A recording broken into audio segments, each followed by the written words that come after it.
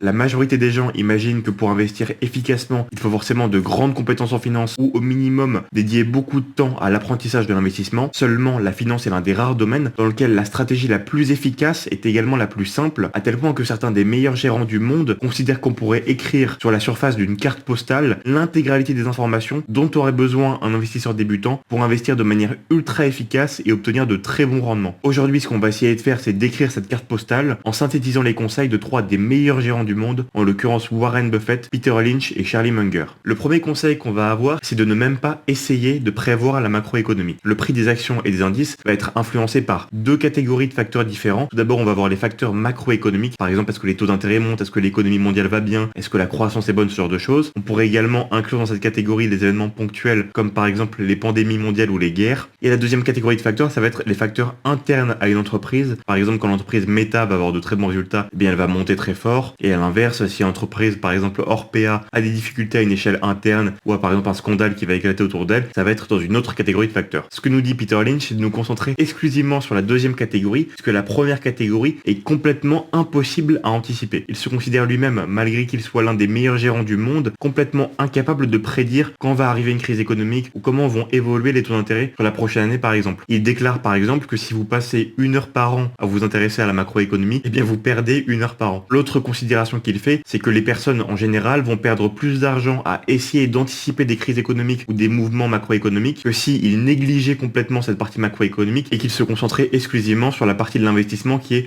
plus facilement prévisible. Son exemple personnel est assez intéressant puisque lui-même n'a jamais anticipé aucune crise économique, mais de par les performances extraordinaires qu'il faisait les 9 années sur 10 où la bourse marche très bien, eh bien la performance moyenne qu'il a obtenue sur 13 ans est absolument pharaonique, même si logiquement ses rendements étaient tout à fait irréguliers et évidemment pas en ligne droite comme peuvent l'être les rendements de Madoff ou de Michel par exemple. Le deuxième conseil qui nous vient plutôt de Warren Buffett, ça va être de complètement négliger l'action, le produit financier action, et de se concentrer uniquement sur l'entreprise. Quand on va acheter une entreprise, la première chose sur laquelle on va tomber, c'est la variation des cours sur par exemple les 3 derniers mois. Mais ce que considère Warren Buffett, c'est que la variation des cours sur les 6, 3, 2 derniers mois, ça n'a absolument aucune importance dans le cadre d'un investissement long terme. Ce qui compte, c'est exclusivement l'entreprise qui est derrière. Et pour résumer la stratégie de Warren Buffett en une phrase, c'est acheter des bons business à un prix intéressant. Dans ce cadre, les questions auxquelles vous devez répondre, c'est quelle sera la situation de l'entreprise en 10 ans? Est-ce qu'elle vendra plus de produits? Est-ce qu'elle vendra moins de produits? Est-ce qu'elle aura toujours une marge assez intéressante? Est-ce qu'elle pourrait être dépassée par des concurrents qui pourraient copier facilement son modèle? Des questions exclusivement sur le sous-jacent et pas sur le produit financier lui-même qui en soi n'a pas d'intérêt. Et évidemment, même si c'est excessivement basique, je préfère le rappeler, le prix d'une action, le fait qu'une action vale 1000 ou 10 euros, ça n'a absolument aucun intérêt. Ce qui va compter, c'est simplement la valorisation de l'entreprise. Combien vaut l'entreprise par rapport au chiffre d'affaires qu'elle fait, par rapport aux bénéfices qu'elle fait, par rapport à sa taille, par rapport à ses avantages comparatifs par rapport aux autres, et la valorisation uniquement qui va être intéressante. Mais après, le fait que l'action elle-même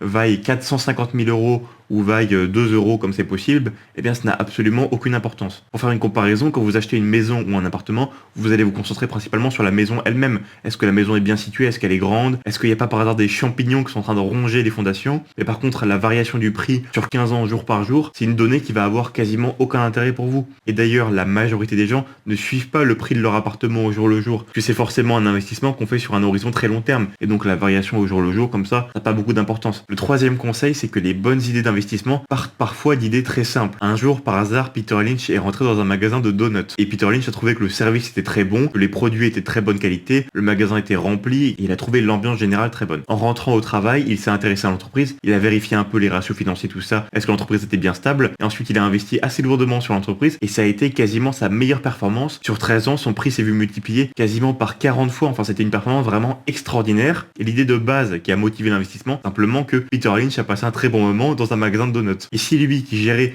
un fonds absolument gigantesque et qui gérait des dizaines de milliards d'euros, pouvait prendre des décisions d'investissement à partir d'idées aussi simples à l'origine, eh bien vous aussi, il n'y a pas de raison d'aller forcément chercher très très loin. Si vous trouvez qu'un business fournit un produit de très bonne qualité et vous supposez qu'il va avoir une très bonne croissance sur les prochaines années, eh bien c'est une raison tout à fait suffisante, tout à fait logique pour investir dessus. Ensuite, évidemment, il faut essayer de vérifier qu'il n'y ait pas une dette qui soit extrêmement lourde, qu'il n'y ait pas des problèmes sous-jacents à l'entreprise, mais l'idée originale qui motive à l'investissement peut être extrêmement simple et c'est souvent d'ailleurs à partir d'idées simples que sont faits les meilleurs investissements. Peter Lynch considère également on reviendra peut-être dessus dans une autre vidéo, que l'œil du consommateur peut être un atout très intéressant pour investir efficacement, puisqu'il faut bien comprendre que les financiers essayent de prévoir avant tout les comportements des consommateurs et donc utiliser notre propre ressenti de consommateur, se poser des questions à nous-mêmes en tant que personne qui consomme tel ou tel produit, peut nous fournir un avantage par rapport à des financiers qui parfois vivent un petit peu déconnectés du réel et qui n'ont pas forcément l'expérience du consommateur de la boîte dans laquelle ils vont investir ou pas. The price was good. And the price was good too. And you said, this is a place that I can determine. I, Peter Lynch,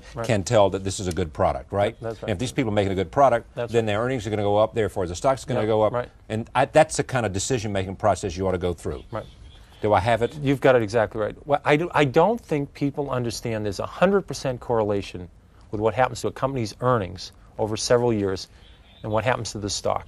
Le dernier conseil, ça va être de ne pas paniquer si jamais le marché baisse, que ce soit des petites variations de court terme où ça baisse. Même pour les énormes crises économiques, si vous n'arrivez pas à garder votre calme et à garder vos positions tant que vous considérez que les actions sous-jacentes sont intéressantes, eh bien Charlie Munger considère que vous n'êtes même pas fait pour faire de l'investissement long terme. Puisqu'il faut savoir que de toute façon, si vous investissez par exemple sur une période de 30 ans, il y a quasiment 100% de chances que vous vivez au moins une, si ce n'est plusieurs grosses crises économiques. Et si donc vous n'êtes pas capable de gérer avec calme les crises économiques et de garder les positions qu'il faut garder, potentiellement vendre les positions qu'il faut vendre, puisque parfois vendre peut rester intéressant, eh bien vous aurez du mal à avoir des rendements très intéressants sur le long terme, puisque si on achète une action pour vendre au pire moment de la crise économique, globalement vaut mieux pas acheter d'actions et se concentrer par exemple sur d'autres investissements qui vont forcément avoir des rendements moins intéressants, mais qui vont avoir des rendements plus stables et qui ne subiront pas de la même manière les crises économiques. Vis-à-vis de ça, j'ai trouvé une interview de Charlie Munger dans laquelle il décrit sa réaction au moment où il a perdu à peu près 50% de son portefeuille, ce qui doit représenter pas loin de 100 milliards de dollars au moment de la crise de 2008. Et en l'occurrence, vous verrez que sa réaction est assez amusante.